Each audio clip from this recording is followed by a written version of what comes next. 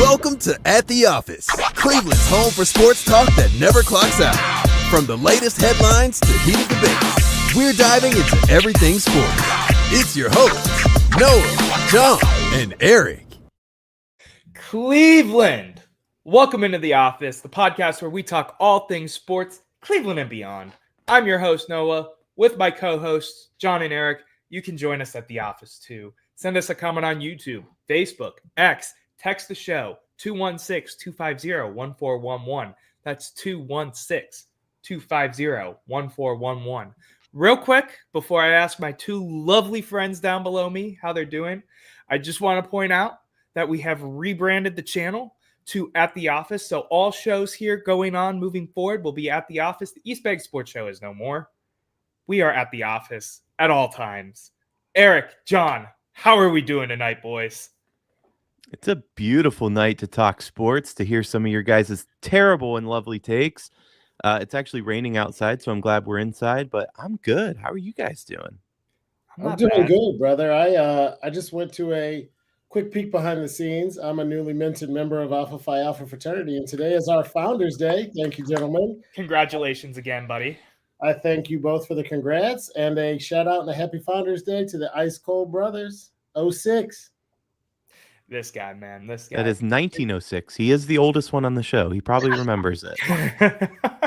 Gentlemen, it is a pleasure to be back. I enjoyed my break with Thanksgiving and everything, taking a step away from all of this, regrouping, rejuvenizing myself in all of my projects and things that I do. How was your guys' Thanksgiving, real quick? Before we get into the show, I want to know how your Thanksgivings were.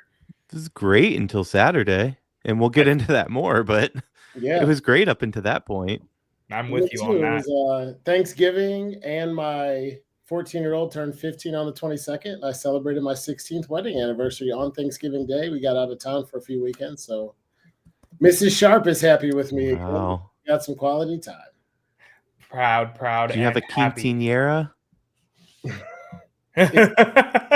Happy birthday. No, that's a good point. I thought in my mind quinceañera was 16, and then I realized I got like a C- in Spanish. Amen on that, man. Amen on that. Gentlemen, I want to get into our topics tonight. As much as I love you both in your personal lives, we're here to talk sports, man. And I want to talk some sports. And I want to start our show off how we always start our show off, with 30-second takes. Now, this tethers in to the ending of our last show here at the office. We were talking about how Dan Gilbert, owner of the Cleveland Cavaliers, owner of Rock Entertainment Sports Group, submitted a bid for a WNBA team. And John and I were very ecstatic that the Rockers were coming back, and Erik was not very happy with the Rockers' name. I want to know, are the Rockers back, man? John? Nah, Erik, you were the pessimist last time. You get to go on the clock first. You ready, my man? Let's do it. 3, 2, 1. First of all, it's not pessimism. I'm very clear that I hate the rock and roll theme with Cleveland anything. I'm excited at the possibility at Cleveland getting a WNBA team. I think it's a great city. I think they'll do it proud. They did the women's college basketball championship. It was an amazing weekend. Noah and I got to play around with some of the fun activities around that. Whether or not we keep the Rockers name, I don't know. Have they done anything historically? They're not the Yankees. Let's change it up. John, I want to know the Yankees, what but you they think. played for Whoa. You get 30 seconds. You can't jump in ahead. As soon as Noah gets it up. I'm taking my time. Are you ready? Are you ready? Yeah, the Rockers were, first of all, just to Eric's point, the Rockers made like the first 4 straight Eastern Conference Finals. But yeah, it's nostalgia from my childhood. My dad's company had a loge at the Q. Back then it was Gund Arena. You could never get tickets to anything except the Lumberjacks and Rockers. I was there for a ton of their inaugural season and their first few seasons. I still have my autographed Mary Andrade poster. And if you don't know who that is, don't worry about it. You have to Google it. But as a awkward 7-year-old with braces and glasses, she signed my poster. So bring them on. All right, I'm gonna put myself on the clock. I think they should 100% bring back the Rockers name. I think they should do the jerseys in the old school Cavs colors from John's childhood. You know, when they do the Carolina blue and the orange, I think they should do that and go away from the same branding as the Charge and the Cavs. But 100% bring back the Rockers. One of the founding team names, one of the founding franchises of the WNBA. It's a no-brainer to bring it back. I'm normally with you, Eric. I hate the rock and roll theme. This one gets a pass in my book. Now, real Might quick, as well be the free stamps. The free Oh my God! Oh my God! I just got it. That was going to be my question. I'll keep us on track. It won't go long. In 2 seconds or less, Eric. If we don't do the rock and roll theme in Cleveland, what is it that you would like to see? I don't know, corruption, potholes, orange barrels. We have a plethora of things to choose from. No, I think there's cool things that you can build, and you can build a new brand, and I think it's exciting to build a new brand. The Guardians had that opportunity, and they kind of eschewed it to keep similar branding, which I'm okay with, keeping those colors, whatever. But bringing back a WNBA team, they have a chance to do something new and fresh and get momentum and excitement out of it. There's an unveiling, there's new players. I just think going back to that old name doesn't do them any service, other than some nostalgia for some people. If they're not the Rockers, they should be the Spiders. I could get behind that. That'd be kind of cool. You want to take the old baseball name and use that in basketball. How about the Forest City something? Anybody like that Forest City branding? That's something that is kind of stuck with me as we've talked about some of these branding aspects. What about like the Forest City Rockers? I know you cool. Yeah, I don't hate it. It feels City Connect to me. Yeah, that's what I was going to say. No, that's fair. I was throwing a caveat out there for the fun of it, man. I do think it's funny that for the guy who teased me about 1906, you went with the 1897 reference, but that's fine. Amen on that, right? All right, well. Gentlemen, let's move forward because I think we're all here to get something off of our chest. I think that's the main reason for this welcome back show after a long, extended Thanksgiving break. I must ask you guys, why is Ryan Day the coach of the Ohio State Buckeyes? Is flag planning okay? And everything that else goes around that. But let's focus on Ryan Day first. We'll go into flag planning a little bit later, and then we'll cut to break and come back. John, why is Ryan Day the coach of the Ohio State Buckeyes? Yeah, I could answer in 3 questions or 3 words. I don't know. I remember when they hired him, they were like, he's an OC and he played here and he did this and that. And I was like, we are the Ohio State University. We pretty much get whoever we want from college and damn near whoever we want from pro, with all of the established names who could have been available, should have been available, might have been available. I thought it was really fast to name Ryan Day because he went like 3-0 as an interim coach. But the day they said Ryan Day was getting the keys to the castle, I said, I guess they know better than me, but I don't understand why we went with this guy when there could have been other options. I mean, open it up, interview some people and see what you get. Well, I mean, I think you should keep in mind, though, that he was Urban's pick.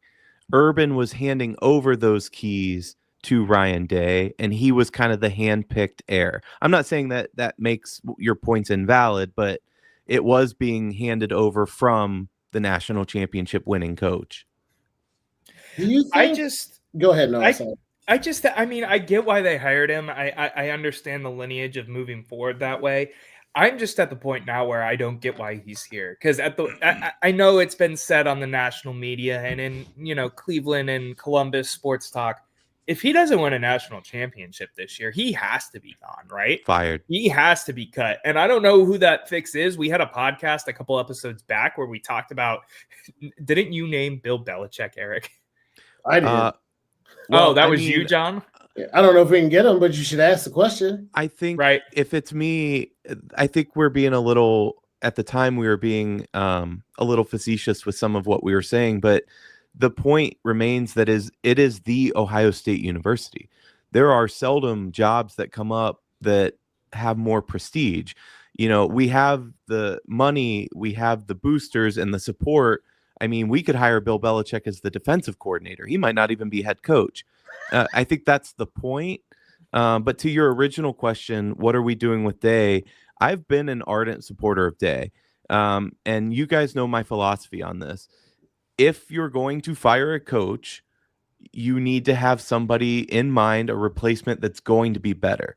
The fact is, Ryan Day has won a lot of football games. But after what I saw Saturday, I was texting you guys in the group thread. I have moved firmly into the fire Ryan Day camp. The only way he saves his job is with the national championship. The guy was coaching scared. I don't know what that was. The entire freaking country watching said, oh, another halfback draw. That makes sense. Let's do that on 3rd and 8. That was one of the worst coach games I've ever seen. He's coaching it scared, and he is now John Cooper light. He has lost 4 in a row, and that's just unacceptable. Yeah, I'm with you, man. I think that's the long and short of the frustration here is the 4 losses to Michigan in a row, never winning the big game. Oregon even plays a role into this with, the clock management and Will Howard sliding at the end. I mean, to me, I'm just very much over Ryan Day as a head coach here, unless somehow, some way they make the playoff run of the century and win the first 12-team playoff. I think they can win a national championship. Talent. Yeah. And I will say one of our office mates, who is an OSU alum, said that if we win the national championship, it will be a little bittersweet in that it won't be as good. And I disagree with that completely. I think the Natty, especially as we expand to the 12, the Natty is the premier thing. And if we go on to win that, yeah, it sucks we lost to Michigan. Yes, it sucks we haven't played for a Big Ten championship in years. But winning the national championship puts all that in the rear view. It doesn't change the goal for next year. We're 300 and some odd days away from Michigan again. That's a huge ass game. But in no means would that accomplishment be diminished.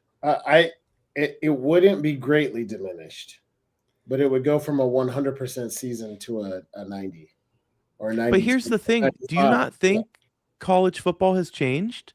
Because it doesn't matter if college football changed. If college, I know you got to win that game. Great. There are 3 things you have to do as the head coach at Ohio State.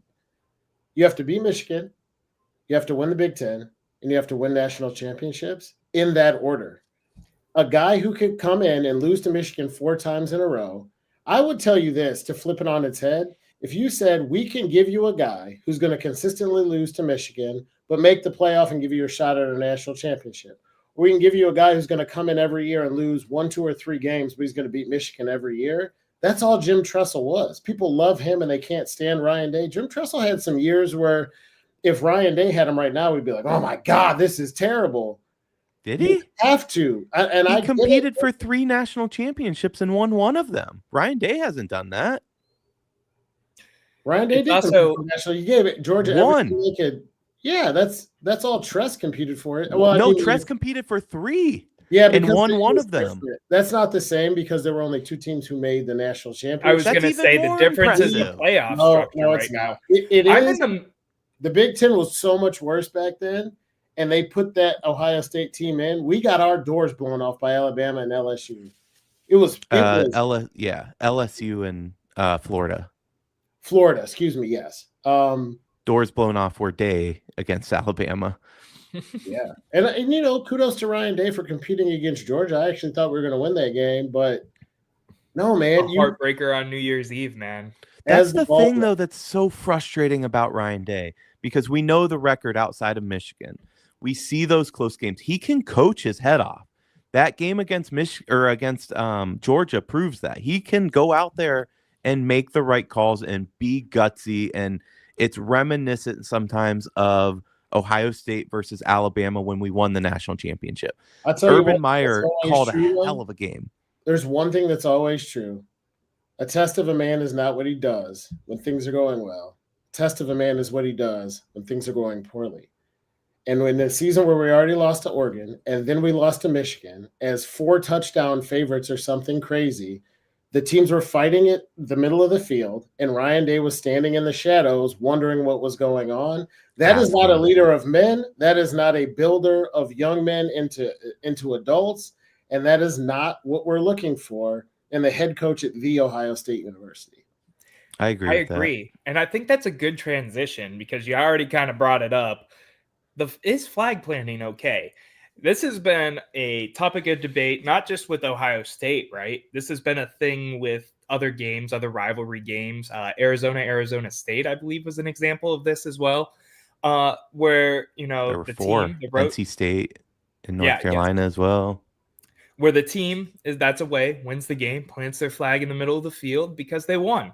Do you think that it's okay? I want to know because I tend to agree that it's okay.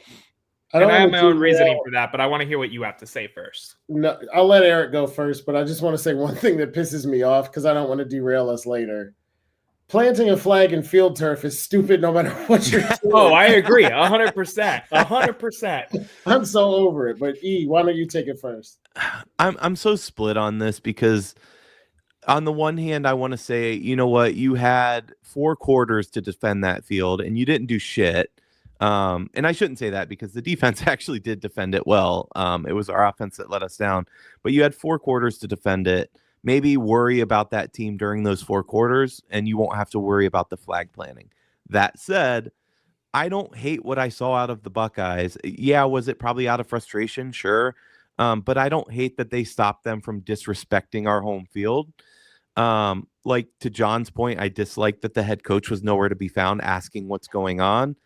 But just for the sake of these young men and these fights, and I think the police actually did a very good job, say what you will about using mace, but I think they could have had a full-scale riot on their hands. When you have 100,000 people and it's starting to go down, that could have went south really quickly.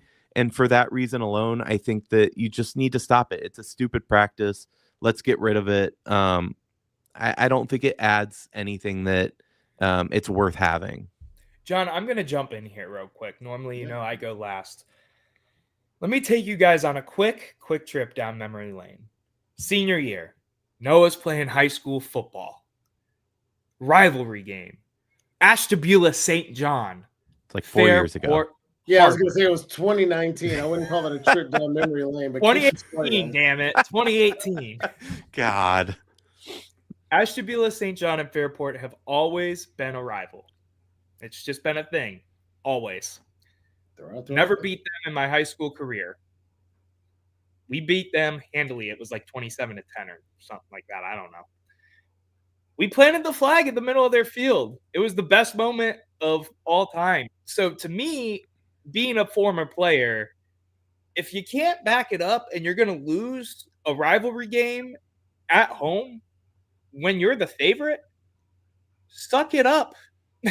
And that's coming from an Ohio State fan. Suck it up. Yeah, but there's something to be said about winning with class too. It's not a class. Act thing like you've anymore, been there. It's not. They were there. They've won a national championship more recent than we have. That was fraudulent. That's an asterisk. I agree, but they technically have, and we can say that. But in the eyes of the NCAA and the greater sports, whatever, it's technically not. It's going to sound elitist and arrogant, and I don't care because it's how I feel. So deal with it. You should be able to plant a flag in most fields in most cities and most colleges. But if you walk on the block O and try to do something disrespectful to Ohio State, I think you're our right to defend your turf. I don't love the view of a bunch of kids who are between 18 and 24 fighting.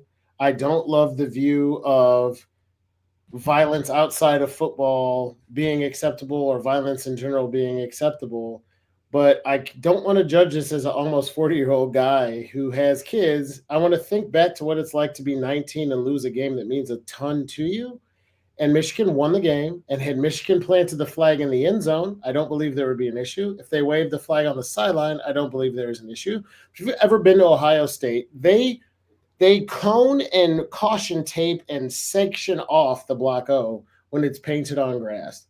When it's on field turf, it's a sacred ground where alumni come to take pictures and stuff like that. For it to mean that much to 110,000 people and to millions of Buckeye fans across Ohio and to watch your rival who beat you walk out and try to plant a flag in middle field, and for you to walk out and push them off and say celebrate wherever you want, but not on the block O, I support that. And I support the police who had pepper spray ready because there's 200 people in uniform. This ain't the NFL. You can dress whoever you want in college. They kept it under control, but I think everybody who's saying this was deplorable and this was awful, you can't have violence, is going to watch the hype video for Ohio State, Michigan next year and remember the pepper spray and go, yeah, that's what makes this the greatest rivalry in football. So let's don't overreact. Nobody's wrong. Teenagers fighting over football at the end of a game is not a good look, but did I have an issue with it? No. Do not plant a Michigan flag at center field at Ohio State. And if I you agree. don't like the results, don't do it. There are 2 points that I want to make that just to counter you. And I agree Yeah, let's hear completely them. with what you're saying. The 2 Yeah, points are 2 years ago, Michigan planted a flag. There was no fight over it. The second point is there are a lot of fans out there, and I'm one of them, but this is exactly why Ohio State fans in Ohio State, I think, is hated, because we do have a very elitist attitude. We should be there. We are the best. We get, we get the short end of the stick often. We're hated for no reason. Alabama's in the playoff when Miami should be. That would never happen with Ohio State. Blah, blah, blah. I think we do ourselves a disservice sometimes, my point, in our condescension. I was going to say that too, is like, this is my thing. Like, I'm so sick of the holier than thou Ohio State attitude. Erik, I know this is your number one team. We've talked about this before on the show and our personal life. I think this is why Ohio State falls so short to me, is because in every other sports franchise that I cheer for, we don't have this attitude like that, right? It's because we Ohio State, we're gonna sit here and act all elitist, and I don't know, and that's me getting off topic a little bit. No, it's not off topic, and I agree with you. I would argue, though, a counterpoint to your counterpoint is that all the teams you root for aren't historically good. The Buckeyes, and what makes me love the Buckeyes, even though I didn't go to Ohio State, is the fact that we are the New York Yankees and LA Lakers and Boston Celtics and Dallas Cowboys of one thing, and it's college football. When I get on a plane with my Buckeyes gear on, I love the fact that people hate me, and I go, shut up. Unless you went to Alabama or Clemson, I don't want to hear it because we're better than you.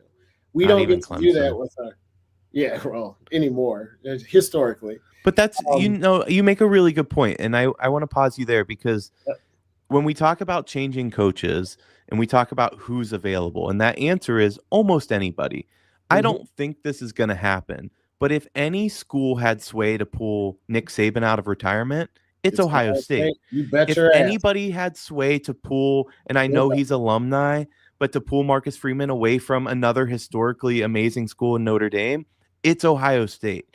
And my point in that is that, no, there is a level, because when Dabo Swinney leaves Clemson, and he hasn't done much in the last few years, but when he leaves Clemson, there's not going to be that same clamor and excitement of a job opening up.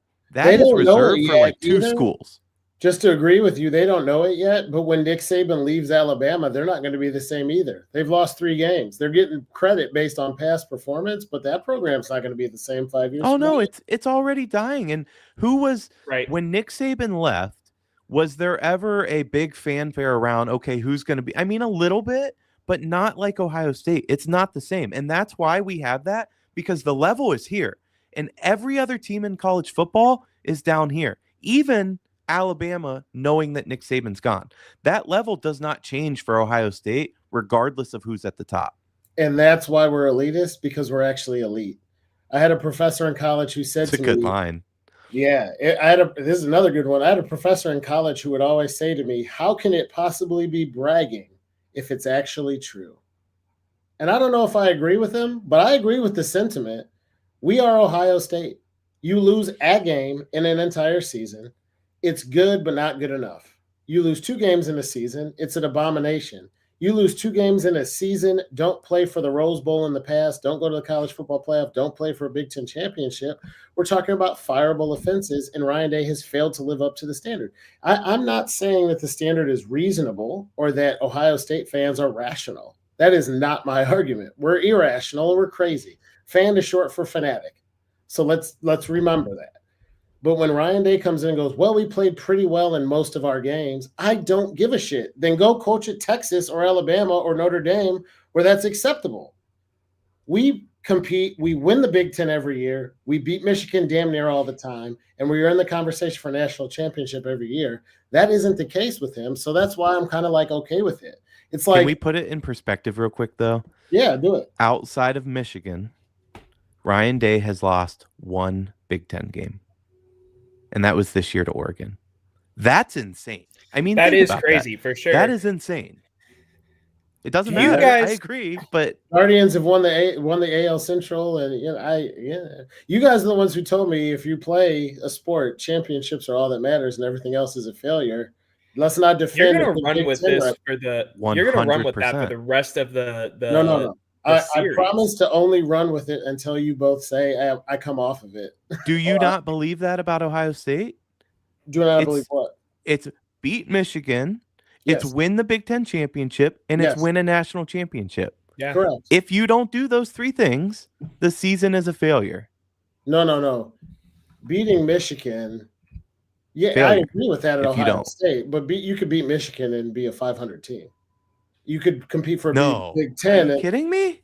Yeah, you can. Michigan just came in here as a 500 team and beat us. No, I know that, but that's not. I'm saying that. I see. You're saying all three. Correct. Yes. Yeah. That is the level we talked about. So you agree when it comes to Ohio State, you just don't agree with other teams or leagues. Yeah, that's fair to say. Okay. One quick thing though, I don't want to come off this. Actually, I love this debate. This is fun. This is why we do the show. I think I can solve it with the flag planting. Solve what? Ohio State's coaching woes? I was going to say, who's the answer? Like, he's got the answer. Just hire this guy right now. Go down 3 levels to what started this round of this conversation. If when Ohio State wins games, they go to the end zone to sing the alma mater. But if when Ohio State loses games, they go to midfield and stand with arms locked and sing it from midfield. You have no violence. People know that's what they're going to do. You walk out to the middle of the field, and I know it's kind of like a different experience for losing a game, which we don't want to get too comfortable with. But I remember my mother-in-law was like, oh, my God, these kids are fighting. It's crazy. And I was like, you lock arms with your brothers. You walk out. You don't throw a single punch. You don't do anything rude. You just keep walking until they're no longer on the O. And the second you get to the edge where that's defended, they can celebrate everywhere else they want to. But if they said, hey, we lost to Michigan, go to the block O and sing the alma mater instead of in the end zone, none of this happens. I don't hate it, but it just feels so soft. It feels soft. So soft for sure. Gentlemen, I want to ask. Go ahead. I want to ask a question that I think we're all going to agree the answer on. I pulled it up for a minute and then we were getting into it, so I didn't want to, cut you guys off too early, but this feels like a good stopping point. Tim Lyons, longtime viewer of the show, asks, do you think if y'all get into the playoffs, Day coaches? First of all, it's not an if, Tim. We are in the playoffs, and yes, he will coach it. He will be fired in the offseason if he loses. If he comes short of anything but national championship, I think he's let go. But yes, he'll coach. I'm with you on that 100%. John? I agree with you guys. I'll throw in a pun just because it's fun and I'm a dad and I like dad jokes. He's a Bengals fan. And he said, do you think Day coaches? And I'm like, who Day? Oh, God. That was terrible. And on that note. Wait, one more note. Sorry. This guy, man. One more note. I will say that we've had some inner office talking about what should be done, and I don't want to go down the rabbit hole of the coaching thing. We've done that. But I do think that there is a position that Ohio State should create and appoint. You could pay good money to it, and you could pull them from the NFL, and that is the position of GM. Now that the transfer portal is what it is, and we have a $20 million team right now, I think we need a professional in place that's going out and finding some of these players, treat it like an NFL franchise. We'll still recruit. We'll run everything else the same. Coaching can obviously have a say in that, but I think we have a GM level position to help bring in some of that talent. It's not an awful idea. Question just out of curiosity, because I love it. You know how when an offensive coordinator comes onto a team but doesn't get to call the plays, we're like, what's the point? Mm-hmm. If a GM comes into college and doesn't get to recruit talent, what's the point? Do you envision this person recruiting for the coach, or do you just think they collaborate? It's a level of it that would be like considered I forget what they call it, but think of it only focusing on like the transfer portal side of it, I guess, is how that would work, is what I think. That's how I see it. Coach would recruit. He is a GM to like make trades, kind of bring in, not drafting, but he is the level to bring in talent. He would obviously work with a coach. Hey, coach says, I need a linebacker. Find me the best linebacker in the country. Find the boosters, et cetera, the money to pay the linebacker to come in. And you go out and do that. It would be separate, and he would make those decisions, but it would be in collaboration with. I can see Tim, that for sure. It's not elitist. We're in, buddy. We're in. Like, I don't know what you're talking about. Gentlemen, I'm going to push us to commercial break. When we come back, I have a new type of segment that I kind of want to try out with you guys. I want to see how you guys react to it, how you answer my questions, and go about what I have to go about. We'll be right back at the office after these commercial messages.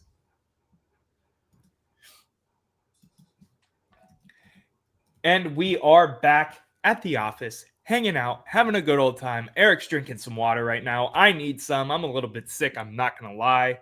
I think my Claritin's wearing off because I'm starting to get congested. But we're here. We're here.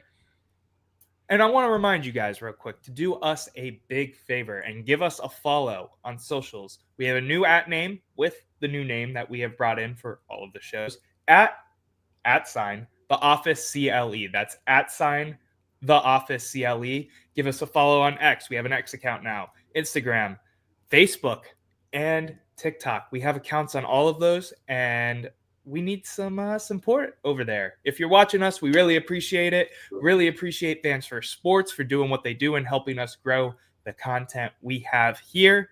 Gentlemen. Again, I'm the old man, but you gave everybody a rundown of your prescriptions and ailments with that segment. But go ahead. Hey, that's where I'm at right now. Okay, well done. Well done. You want some Sucrets, Noah? I'm giving you a virtual handshake right now for that one, brother. Solid. Clear the throat. I'm going to present to you guys a list of quarterbacks. I'm going to bring them up one by one. I want to know if you would take them for the 2025 NFL season for this Cleveland Browns roster, where we're at, what we got going on, and see what we have from here. What? The comments happen. As a Michigan fan, I shaking my head at the comment. Yeah. Oh, I can't see the comments because I had this here. Let me see. Here, I'll throw it up for you. As a Michigan fan, I enjoyed that game very much. It's not happening at Atwater. Yeah, enjoy no playoffs, buddy. Enjoy no playoffs. Thank you for listening, though. So let's go into it. Let's get this thing going. I'm going to go through this list of quarterbacks. We got some college. We've got some professional. We've got some wild cards in here. Let's keep it short, brief, where I'll give our opinions. Eric, I'm going to let you start. And the first quarterback I have to show is one, Will Howard. Come on. Will Howard's going to be pumping my gas, and there's nothing wrong with that. But no, the answer is no. The answer is no here. What about you, John? No. It's debatable. I am in the camp that Will Howard's a good Ohio State quarterback, but I've heard people say I don't want Will Howard as quarterback of the Buckeyes. What the hell do I want him in Cleveland? No, he's been okay, honestly, but no, I don't want him in Cleveland. But yeah, okay. He led in a lot of categories, by the way, leading up to Saturday. We are elitist. Let's move forward. So I want you to picture this. Something goes on down in Texas. They fire their coach. They decide, no more. We're starting fresh. One Dak Prescott becomes available. John, you taking him? Yes or no? Why or why not? Hell yeah. My thought going into this isn't who's the best quarterback in the entire history of the universe. My question is, if you're faced with the prospect of going into next season with Jameis Winston or Deshaun, or is this person better than both of them? And Dak Prescott, the answer is yes. Eric. I go into it looking a little differently. I go into it, are they going to win me more games? That's important. But are they going to be funnier than Jameis? When it comes to Dak, The answer is yes, I would take him in a heartbeat. I don't think his slide off has been as a result of he's not a bad football player anymore. Like Aaron Rodgers has really tailed off because of age. I don't think that's Dak. I take him in a heartbeat. I would also take Dak, I feel like, even though I am very high and low on him at the same time, depending on what the money looks like and what compensation would look like. In a magical world, if Dak could come to the Cleveland Browns, 100%. Like I said, there's some wild cards in here. Let's go to a one. Hold on. One caveat with Dak. I will never draft him in fantasy ever again. Why'd you take him the first time? Right. It just seemed right at the slot that I had him available, and it didn't work out. That's a quote. We need that on a T-shirt, some office merch. It just seemed right. Eric Williams. I got him cheap in a low round, and I'm paying for it. Yeah, you got what you paid for, brother. Yeah, go Geno Smith. Let's go. Let's go, Geno. Moving on. Guy that has been rumored to Cleveland already because of his connection to Kevin Stefanski. Where he's kind of at in terms of his career with the team he's on right now. One, Kirk Cousins. You taking him? Yes or no? John, go for it. This is closer, but I think yeah. Stefanski's shown ability to work with quarterbacks in his system, not named Deshaun Watson, and I think he's slightly better than Jameis. I wouldn't be like slightly? Yeah, a good amount. Okay, yeah. There's a distance. Wait, let me play some caveat. Yes, I would take him. I'd take him as like a 1 year, 2 year rental stopgap. You're trying to make a push for the playoffs again next year in 26 while you draft someone and develop him. Yes, I would take him in that aspect. However, he has shown signs of getting older. He's thrown a lot of picks the last couple of weeks, which is a big deal when you're talking about aging quarterbacks. That's the first sign that they're starting to kick the legs out from underneath the chair, or whatever expression you want to use. The defense reps, I want to hear what Erik says, because Noah literally made my point. Well, first of all, put that picture back up there real quick. Well, I deleted it now, or I would. It was comedy the first time, and now it's going to be how handsome this guy looks. Well, no, I was going to say we need to teach bro how to smile, because that was pretty bad. But getting back to football, yes, I take him. First of all, Stefanski has proven that he can coach a pro-style quarterback, a traditional pro-style quarterback, and that's what you get with Cousins. Yeah, interceptions can be an issue with an aging quarterback. We saw that with Flacco as well, but who wouldn't have taken Flacco going into this year instead of Deshaun Watson? I'm an absolute yes for Kirk Cousins. Moving on. They have a young quarterback. Real quick, Noah, we all agree so far. Yeah. Yeah, that's true. No to Will Howard, yes to Dak. Yeah, okay, all right. Let's keep rolling. Moving on. Down in the bayou. There's a quarterback with a guy behind him, a younger player who's had some attitude problems, but was a former top recruiting college, as well as they're probably going to have some good draft compensation. Maybe they take someone else. One named Derek Carr. You're taking him to be the quarterback of the Cleveland Browns for the 2025 season. My answer is yes, in the same vein as Kirk Cousins. Stopgap. Bring him in, try to win some games, keep the culture going, draft a guy in this year or next year. John, Erik? I tend to agree. Derek Carr, I've always called him a fraud. I don't think he's the guy that gets you over the line to a Super Bowl. But what the Browns need, well, we need a lot looking at this season. But what I think they need, or what I thought they needed, is a guy that can manage a game well, let the defense do a lot of the work, try not to turn the ball over and make some plays when you need it. I think Derek Carr can be that guy. I think he's had some rough stints based on where he's been and the coaching that he's had, but I think he'd do pretty well in Cleveland. So I'd say yes. John, if you're evaluating whether or not to, this is probably true in life with anything, but it's definitely true with quarterbacks. If it's a coin toss, keep the one you have. I would say no. I could easily be talked off of that point, but I don't think he comes to Cleveland and materially or at all does better than Jameis. I think he'd throw less interceptions, but be less explosive and dynamic for down the field, and I think we get more or less the same as what we have. So I'd rather see a second year of Jameis than Derek Carr, but if they brought him in, I wouldn't freak out. But we're not going to the playoffs and winning a game in Kansas City with Derek Carr next year. We're still talking about Jameis Winston, right? Yeah. The guy Yeah. that ate a W, because I know we've had fun for a couple weeks, but this is Jameis. He's thrown like more picks than touchdowns. We went What full have you Jameis done on for Monday me? after all. Gentlemen, He threw for 500 yards 2 days I'm ago. just making Let's sure not and go. lost the game. It was fun, but it was still a loss. Well, Carr's That's lost true. a lot of games. Let's All not right, get all there. right. I said tie. I Gentlemen. didn't say he sucked. I said Derek Carr has a very attractive wife, and I'm not saying that weighs on my decision, but oh my God. what are we even does talking weigh? about right I'm now? just- Okay, we're moving forward. sponsorship. Eric's Deals. single. He's allowed. Well, she's Phone not, call. A phone call comes in. It's the 2025 NFL draft. but I love these setups. Yeah, I do too.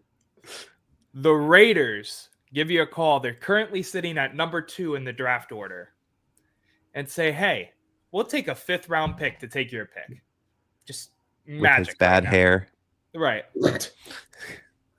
And they obviously we take that trade and select the one, Shedeur Sanders.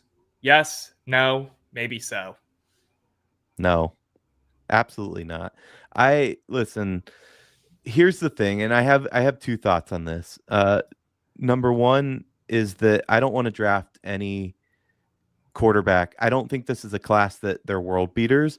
And I think that we potentially have a team and talent on a team that could make a push if we had the right guy under center and we could shore up our line. And I don't think drafting a rookie quarterback helps us in that goal. And I also don't like the circus around it. I think that the Sanders are all out for themselves. I do like that Coach Prime walked that fatherless guy. Well, he's not fatherless. He's in jail, but I walked him out for senior day. That was cool. But it just feels like everything they do is for them. And I feel like they're they'd pull a Manning and say, no, he's not going to Cleveland. See, that was going to be my caveat. The answer is yes if he wants to play here because he's easily the most talented quarterback in this class. I feel like to this point, we haven't had the combine happen and everything. Yes, if he wants to be here. Hell no if it's even a question about if Prime's going to be like, nope, trade him. Can I ask you, gentlemen, one thing about him? Do you think he's better than CJ Stroud? He I would could have to be, say but I no, don't but know. yeah, the upside's there. He could be CJ Stroud, absolutely. And granted, CJ's struggling this year, but I don't know. I don't think we're in a place. We don't develop rookies well. That's the other problem. You know, if we're bringing in somebody, he needs to sit and That's learn, not and we're not true, going to do though, that. and we can have that conversation at another time. We used to not develop rookies well. We have done a good job of developing most rookies in this organization, just because Jedrick Rookie Wills, quarterbacks is what I meant. we have Apologies, never I had didn't this say front that. office and head coach touch a rookie quarterback before. But our point is plugging somebody in to play immediately. That's not how you develop a rookie that you're drafting. That's fair. That's fair. Again, this could be a debate for another day. Speaking of rookie quarterback, Well, I think. Sorry, go ahead. Are you moving on, or were you going to still? I was moving on. Yes, I was going to move on. Oh, I didn't give my Shedeur answer. He didn't say yeah. Oh, I'm sorry. Yeah. I'm so sorry. Go ahead, man. Yeah. All right, it's your world, Squirrel. I'm just trying to get it out. God, the dad jokes tonight, man. Crazy. I say yes for the total package. Is he going to come in and be the immediate quarterback of the future? The odds say no, but he potentially could be. But I think his ceiling is very high, and I think he has the potential to be a franchise quarterback. I love this show, though.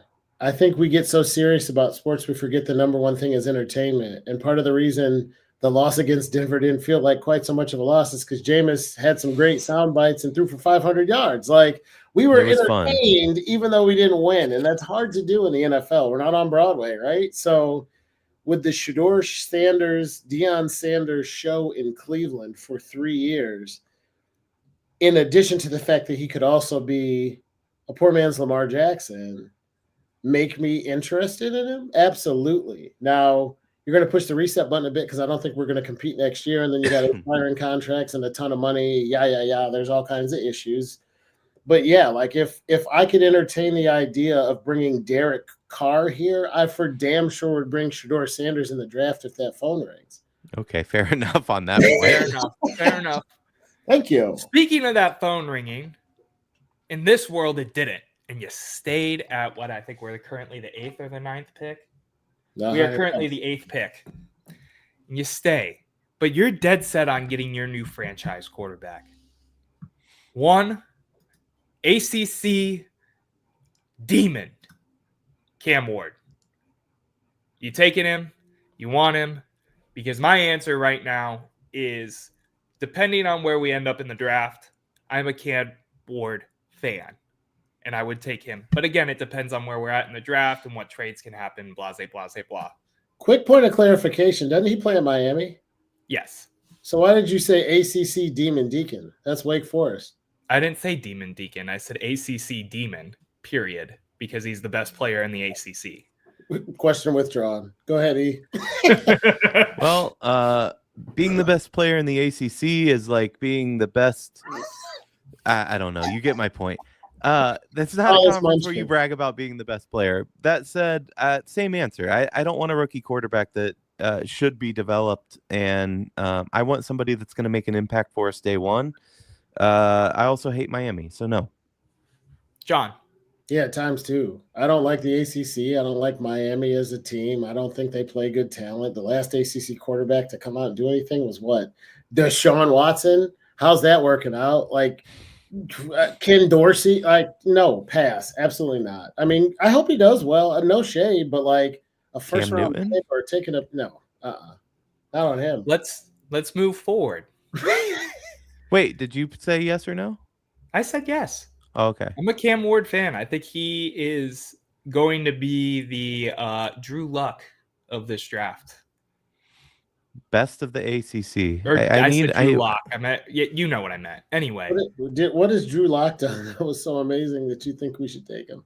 He's arguably the best rookie quarterback this year. It's him or Daniels, and Daniels has played rough the last couple of weeks. That's another debate. Let's move forward. We have quarterbacks that we need to evaluate here in rapid fire succession. Speaking of a quarterback that we're going to evaluate in rapid fire succession, Mr. Crab Legs himself. Are you bringing him back next year? Are you going to eat another W? Jameis Winston. Look at that smile. Look at that smile, man. Hell yes. I don't care how we keep him. I don't care if he's on the bench. I just want sound clips. I think he should be mic'd up for every single game, whether he's on the bench or starting.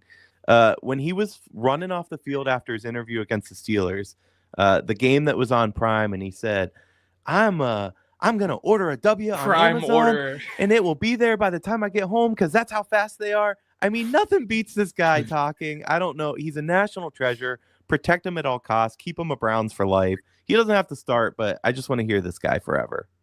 Hell yeah, I'm with Erik. I don't care if he starts or not. Like, why would you get rid of him? If he leaves in free agency, there's nothing you can do about it, but I want him to try and resign him. First of all, we might need him. The way things have gone the last 3 years, a backup quarterback or a third-string quarterback is somebody who might play in Cleveland. But the other thing is, like, the sound bites, like, this is – the horses are ready, but this is the Lord's war. Where are you going to get that? Or the Lord in the pick sixes. What was it? I hope the Lord forsakes me from pick sixes. Hold on. I'm going to pull up our post for the story today just so I can say it right. Praying for the Lord to deliver me from pick sixes. That is a quote and a half. The man is, I mean, if he doesn't become a preacher after his NFL career, I don't know what he's doing. And I forget religion for a second, but I'm subscribing to that church. I'm going. And it's not just the show off the field. He threw for 500 yards this week.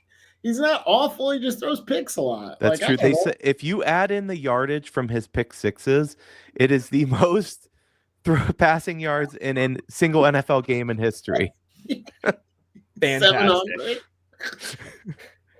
Speaking of a guy that we're all familiar with, the definition of a bridge quarterback. Maybe you pair him up with one of these guys I mentioned, Shadur, Cam Ward, Ewers. Who knows? I don't know who's going to end up going in the first round. Good old Jacoby Brissett. Jacoby. No, I like Jacoby a lot. He's a step backward for us. The answer's no, but I wish him luck out there. Yeah. We're aligned on this one too, Eric. I love the guy. I wish him luck. Nothing but good things, hopefully, for him. And I hope he wins a Super Bowl. But like, we're not. I mean, you can't keep Jameis and him. So I'd keep Jameis and let him go. You don't need 2 backup quarterbacks of that caliber. That was what my answer Yeah. would be. If you can't have Jameis, I'd take Jacoby and like a rookie or do something like that.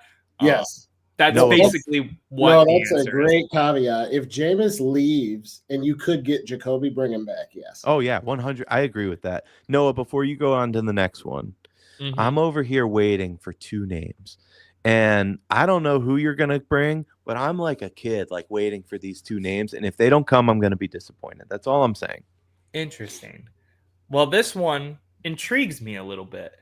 He was pretty piss poor. He was pretty terrible for most of his NFL career. Then he signs to the Minnesota Vikings.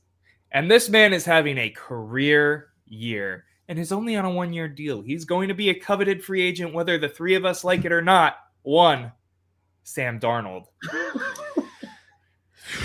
I just hate his face so much. Like, he's just got one of those faces. I'm out. No. He looks like Buzz from Home Alone. Yeah, that's a Buzz good is one. Alfred Wolf. Woof. It's Christmas season, so another dad joke, maybe. Sorry, Noah. No, I don't think so either. We'll see how this season ends, but if he feels real flash in the pan to me. But I don't know though. Would you rather have him than Derek Carr? Like some of the other people I said, yeah, I'd entertain it. It would depend on what's going on. Yeah, that's my answer too. It depends the cost. It depends how long we're going to bring him in. It depends what that all looks like. But above guys like Derek Carr, hell, even Dak Prescott, I feel like you know what you got there. There's a chance that, a Sam Darnold and a Kevin Stefanski system is a match made in heaven. I don't know. This is one of the ones I like, and I think more fit the situation that we're in is to take flyers on these guys for 1 to 2 years and really see what we can develop out of them. What were you about to say? Depressing. I mean, why don't we just get Zach Wilson? Isn't he available? I don't know, man. I think that's different. It's just depressing that this is where we're at, but go on. Well, moving on. I was going to say, too, none of these are things that excite me like crazy.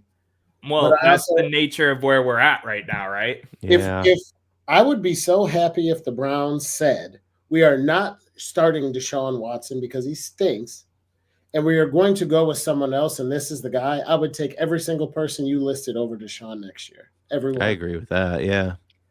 Yeah. Speaking of former hyped-up quarterbacks, there's trouble down in Duval County. Jacksonville has decided to blow up the stadium. TD Trevor Lawrence Bank Stadium is no more, whatever the hell they were calling it when we played them in week 2. And they decide to ship one majestically locked Trevor Lawrence to downtown Cleveland, Ohio. Are you taking him? Why or why not? Well, I mean, my first question is, what is this accent with some of these down south places that you're naming? But beyond that, yes, I'm taking the locks. I'm taking the arm. I think he's somebody that we haven't seen the ceiling at all. He has talent, and I think Stefanski could do wonders with him, honestly. Yeah, I'd take him too. If all of these guys were available, and you ask which I would most prefer, it's probably Dak, but Trevor Lawrence is right there. And Trevor Lawrence has more upside. He's played for a shit franchise. I see that working more in all likelihood. And I think the kid's a baller. I didn't love him at Clemson because they beat the Buckeyes and we had like a rivalry going there, but I think he can play some football. Yeah, I'd take him. The targeting penalty. Ugh. I felt bad. Sorry. Yeah. His team's fighting in a circle around him, and this dude's like seizing up with like the concussion hands on the field. That was ugly. Yeah. I would take him in a heartbeat too. It depends on the compensation because I don't want to give out 3 first-round picks ever again in my entire life, even though I think we've done a good job with that situation, all things considered. But I want you guys to take a trip with me. We're going to go into Ossawa County in Florida, wherever we No, where are we headed now, buddy? A room. Go home to Kansas. A locked, dark room for days at a time. enjoying some ayahuasca. It's ayahuasca. Oh, Jesus. Oh my I got it in the just before you flashed it. John, I want you to go first on this one. Real quick, I want to give some background here because I didn't have him included when I first came up with this list. And I was listening to some sports talk today. First of all, for our listening only viewers, we are talking about Aaron Rodgers, if you didn't get my ayahuasca and dark room reference. There were some links to us trading for him when that sweepstakes was going on. Kevin Stefanski has shown interest in him in the past. All signs point to Kevin Stefanski and Andrew Berry staying in Cleveland at this point in time and moving forward with that brain trust. I don't know, man. One man's trash is another man's treasure. I could see it happening. I don't know how I feel about it. I've never really liked Aaron Rodgers, but it's damn sure better than Jameis Winston and Deshaun Watson. That's all I'm going to say. Go ahead, guys. Go ahead, E. Well, is it better? I mean, he has 3 wins through 12 games. This is a man whose slide off has been pretty severe. He blames everybody but himself. He blames his coach. He blames the refs. He dates more people and dumps them than I can name. He doesn't talk to his family. I still don't think he does. He's a weird freaking dude. Would I take him? Hell yes. This is Aaron Rodgers we're talking about. If not alone for the circus, yeah, I'm in for it. Let's do it. Why? Go ahead, Noah. I was just going to say, why not, right? Look, Yeah, at this point, why yeah. not? Go ahead, John, man. Yeah, I would take him too. I think he is a little bit younger and a lot better. Little to a lot better than Joe Flacco, and we did some cool shit with him. I think this is a system thing and what we're trying to do thing, though. If you said you got to take one of these guys and roll with him for 5 years, my answer for him moves down the list. But if they said, Myles Garrett, Nick Chubb, defense, long in the tooth, Browns window closing, you got another year, maybe 2, to put this together. Out of everybody listed, I think Aaron Rodgers gives us the best shot because, like I said, I think he'll do what Flacco did, but he's more talented and he's a little younger. And I could see this. I could see us with the Cleveland Browns is currently constructed with Aaron Rodgers competing for a Super Bowl next year. Whoa, okay. Can I say one thing? We talk all the time about Mike Tomlin doing more with less. Mm-hmm. Aaron Rodgers has done less with more. He's won 1 Super Bowl. The fact that him and Brett Favre each won 1 Super Bowl with Green Bay, that's a failure. So I'm not saying, listen, the dude had a rocket for an arm. I think he's an excellent quarterback. But to say that we compete for a Super Bowl because we add him to our team, I'm just not there yet on that. Yeah, I can see not being there. I would recant that question with how many quarterbacks in the last 40 since 1999 that the Browns have had got even 1 Super Bowl? No, I get that. It's I'm just saying, Flacco, and that's I think it. Like I'm not saying this guy is the next coming of the Messiah. I'm saying out of everybody listed, he's the one who I see plugging into this team and giving us a chance to compete. But you said we could compete for a Super Bowl. Yes. Why wasn't the man competing for Super Bowls outside of one with Green Bay? That's my point. I get you guys. I would argue he competed for Super Bowls. He just didn't make it. Who was he running? There was no New England buzzsaw he was running into. Who in the NFC was he running into that was just world beaters that he couldn't make the Super Bowl? 100% the 49ers. Yeah, that's what I was going to say. The Rams were really good for a couple years too. The Rams had one, and that was post. Well, they won. This is gentlemen, this is off topic. So I'm going to reel us back in to wrap this thing Answer up. still yes. Yeah, the answer is 100% still yes. So I want to go in to Eric's favorite segment. Every time I introduce this segment and I don't know how to introduce it, I just say it's Eric's favorite segment and it works. That's just kind of my thing. Final thoughts and takes. What are our final thoughts and takes? Could be off the wall, could be spicy, could be lukewarm. You left 2 off that I was really looking forward to. What 2? Baker Mayfield. Not happening. No. And who was my... Oh, Justin Fields. Probably not happening either.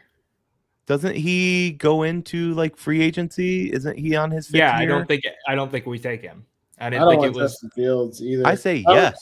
I would consider Baker over a lot of these names, but I would rather have Aaron Rodgers than Dak Prescott. Yes to both. Sorry, go on. Final thoughts and takes. Gentlemen, take it away. Go ahead, E. Noah, the other day I told you that I'm definitely doing this for my final thoughts and take. And I forget what I told you. Do you remember by chance? No, you just said I'm not going to tell you. You can hear it on the show. Oh, well, John, you go ahead, buddy. This guy. None of us have final thoughts and takes today. John's done. Do you have one? I have a final thought. It's not a take. This is a Major League Baseball. And this is a convoluted shout out to my wife because we celebrated our 16th wedding anniversary. I took her with my dad to a series in Kansas City. She jumped and screamed and yelled because we're really close behind the dugout for 3 days straight. And I was like, I played college baseball. You're not going to get hit. I'm sitting in front of you. Just relax. And then about the 7th inning on the 3rd day of the last game, Carlos Santana comes up to the plate, fouls the ball off over our head, hits the backstop, comes down, hits my wife in the back of the head, and my mom picks it up and gets on TV and holds it up. My mom gave me the ball. My wife was there. We were all of 19 at the time. It's a funny story. It's also a happy anniversary, but this is the ball that hit my wife in the back of the head. Who's my girlfriend at the time? That is my final thought. Happy anniversary. That is good. I hope she never let you live that down. I'll let you know. We have been married 16 years. My final thought is quick and simple because John has now made me miss baseball. So my final thought, my final take is I miss baseball. I'm ready for opening day. Erik, what's yours? Yeah.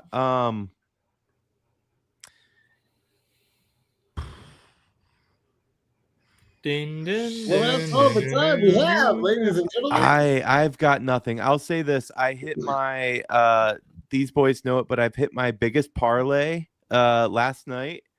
I have a couple more going tonight. One of which I picked Ohio State with the spread. They were down like 50 to I think it was 50 to 20 at half. 50 to 13, something like that. So that one didn't hit. But I think we're going to do some fun stuff on the show where we're going to do a parlay and compete and keep track of see who gets the most winnings. So I'm excited for that. I can't in the world think of what I told you, Noah. I'm flopping like that. No, you literally, your word for word was, I'm going to remember this and I'm not telling you right now. And that was it. I don't feel like that's accurate. It's very accurate. I want to say thank you to both of you. This has been a fun, not first episode at the office because we've been using this branding for a while. This guy. Wow. James Franklin is a fucking fraud. Let me explain. I know I've said this on the show before. This is my final thought and take. I know I've said this on the show before. But James Franklin recently gave a press conference and he subtly prepared for his loss against Oregon in the Big Ten Championship. What do I mean by that? He said things along the lines of, let me give you the exact quote. James Franklin I've been trying to take this show home for the last 10 minutes, everybody. Is a fraud.com. If that's not taken, it should be. And Erik is now using Google for his final thought and take that he couldn't remember for the last 10 minutes. That's all I'm going to say. So he said... He said they've done a phenomenal job talking about the Bucks under different coaches, and Dan's taken them to the next level. It's also a place with tremendous resources as well. They've built that thing to compete at the highest level. So why am I bringing that up? Well, here's the thing. He's subtly laying the groundwork that, this is the poor man, James Franklin. I don't have the resources. I don't have the money. Penn State brings in, I think it's like 60 million a year to Oregon's like 19 million in ticket sales. Booster wise, Penn State brings in like the 6th most money in college football to Oregon's like 20th. Penn State has all the resources and money in the world. They just have a bald fraud at head coach that can't win the big game. And he's already starting to lay the groundwork for that loss. By the way, when Dan Lanning gave his press conference, he said nothing about Penn State's resources. He's going to be ready to coach that game. Oregon's winning by 30. That is a crazy take, and I don't want to drag us out too long, so I'll just say this. The current point spread, or the last time I looked, was Penn State +4. I'll take Penn State in the 4 for an order of dumplings the next time we go to lunch. That they Penn cover. State +4 you're taking. Yeah, Penn State +4. Virtual shake right now. Shake. You got to say the Commissioner word Noah shake, says shake, it's shake. done. Loser buys one. John, you got to extra say order of shake, dumplings. shake, shake. Oh, shake, shake, shake. Done. Gentlemen, it's been a pleasure. We have a parlay that we will talk about on the next episode. Not a parlay, it's just a bet for some dumplings. But it's been a pleasure here at the office. First show with the whole channel being named under At the Office. We've been doing the At the Office branding here for a while. Everything's at the office. We're just chilling right here at the office. Cleveland, it's been real. John, Erik, it's been fun as always. And until next time, everybody have a great night, day, wherever you are, whatever you're watching, however you're doing. Stay lucky, stay blessed. Have a good one. Later.